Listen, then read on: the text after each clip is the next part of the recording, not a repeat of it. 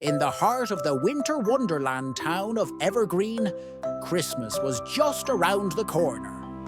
Every year, the town glowed with breathtaking lights of all colours, transforming Evergreen into a magical paradise. But this year, something peculiar happened. The lights on Main Street didn't shine. The townspeople were puzzled. Little Lucy, with her twinkling eyes and long pigtails, stood among the crowd, looking up at the dim decorations. "What's going on, Grandpa?" she asked Mr. Hargrove, who was as baffled as everyone else. Lucy and her friends, Timmy, a round-cheeked boy with glasses, and Sarah, famous for her boundless curiosity, gathered to discuss the mysterious case of the missing lights.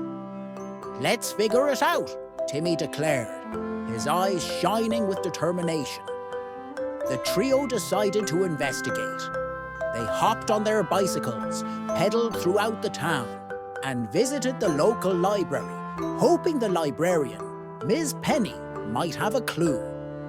Ms. Penny, with her wise smile, handed them a dusty old book titled The Secrets of Evergreen. Within its pages, they found a legend that spoke of lights that only shine with the spirit of kindness. "It's a mystery," Sarah cried. "Maybe if we do good deeds, the lights will return." The children devised a plan. They decided to bake cookies for Mrs. Grump, their grouchy old neighbour, who was always alone during the holiday season. As the cookie dough was mixed and shaped, the kitchen filled with laughter. "This is fun!" Timmy exclaimed, flour dusting his nose.